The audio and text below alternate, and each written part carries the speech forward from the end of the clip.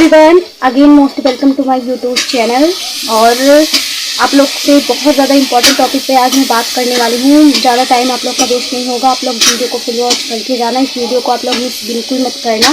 तो चलो मैं स्टार्ट करती हूँ। ये पूछ रहे थे कि दीदी लास्ट के डे में हमको ज़्यादा थ्योरी कवर करनी चाहिए या फिर मतलब कि ज़्यादा एमसीक्यू करना चाहिए, दोनों में से हमको ज़्यादा किसको करना चाहिए या फिर दोनों को कैसे करना चाहिए। तो सबसे पहले थ्योरी, तो थ्योरी पूरा पढ़ने का टाइम तो रह नहीं गया है, लेकिन फिर भी बिना थ्योरी के हमसे एमसीक्यू नहीं बनेंगे। तो थ्योरी बहुत ज़्यादा इम्पॉर्टेंट है, एमसीक्यू तभी बनेंगे। तो थ्योरी और एमसीक्यू में से इस टाइम कर पढ़ें क्या, ये बहुत लोग कंफ्यूज्ड है। तो बिल्कुल मैं भी फर्स्ट टाइम यानी कि मैंने भी जब 12th के बाद तुरंत 2025 में दिया हुआ था, तो मुझे भी यही डाउट था कि हम क्या करें लास्ट के डे में, एमसीक्यू करें या थ्योरी करें।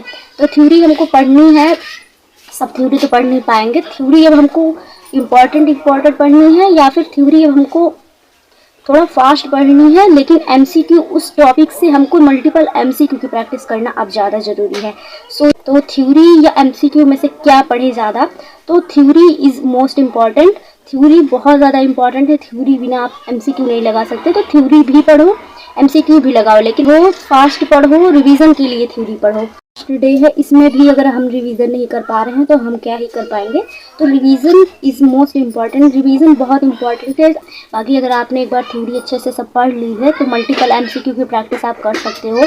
एक टॉपिक से लगभग 10-15 क्वेश्चंस की आप एमसीक्यू प्रैक्टिस कर सकते हो। एक चैप्टर के जितने एमसीक्यू आपसे हो सकते हैं बेसिक टू मॉडरेट, उसको करने की पूरी कोशिश कर सकते हो। और फिजिक्स में बहुत ज़्यादा क्वेश्चन प्रैक्टिस की ज़रूरत है। एप्टीट्यूड इंग्लिश भी बेसिक आती है, तो उस पर भी हमको ध्यान देने की ज़रूरत है।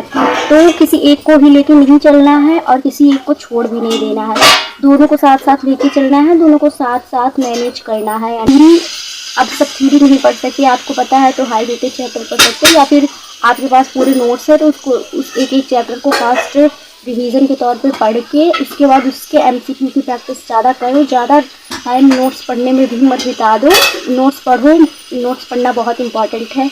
रिवीजन के तौर पे पढ़ो, उसके बाद उसके एमसीक्यू की प्रैक्टिस करो। मल्टीपल रिसोर्सेस हो सकते हैं, मल्टीपल एमसीक्यू की प्रैक्टिस। तो दोनों को हमको साथ साथ लेके चलना है, ना कि सिर्फ हमको थ्योरी पे फोकस करना है, ना फिर हमसे सिर्फ एमसीक्यू में, क्योंकि एग्ज़ाम में हमारे जो है एमसीक्यू ही पूछे जाते हैं, है ना। तो थ्योरी हमारी थोड़ी बहुत क्लियर होनी चाहिए और एमसीक्यू प्रैक्टिस ज़्यादा होना चाहिए, तब भी हम एमसीक्यू कर पाएंगे, है ना। थ्योरी और एमसीक्यू को साथ साथ में मैनेज करना है।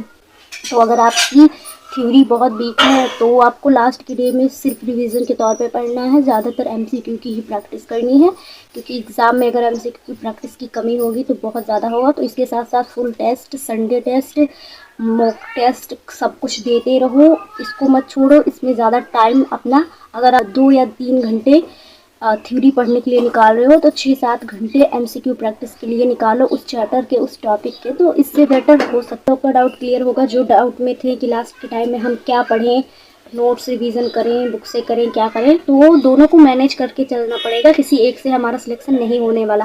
तो आई थिंक आप लोग का डाउट क्लियर हो गया होगा कि थ्योरी और एमसीक्यू को पढ़ना है। तो इसके लिए टाइम मैनेजमेंट बहुत ज़रूरी है।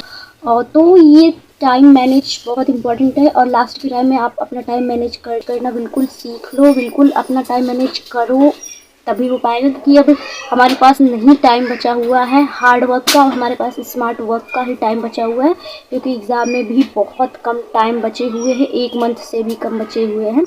तो आई थिंक आप लोग को समझ में आया होगा, दोनों को बैलेंस बना के रखना है, दोनों को पढ़ना है टाइम मैनेजमेंट के अकॉर्डिंग। सो आज की वीडियो में इतना ही, और मैं जो बताती हूँ ये मेरा रियल होता है, मतलब मैं खुद इसको फॉलो करती हूँ, और मुझे लगता है कि हम पेरेंट्स के लिए ये वर्क करेगा तो ही मैं वीडियो बनाती हूँ। ऐसे कुछ आलतू फालतू का मैं आप लोग को नहीं बताती हूँ। तो जो मैं खुद फॉलो करती हूँ, जो हम फॉलो कर सकते हैं, हम कोशिश कर सकते हैं, मैं उसी पे वीडियो बनाती हूँ। तो आई थिंक आपको समझ में आया होगा। तो एक लाइक ज़रूर कर देना, चैनल को सब्सक्राइब कर देना।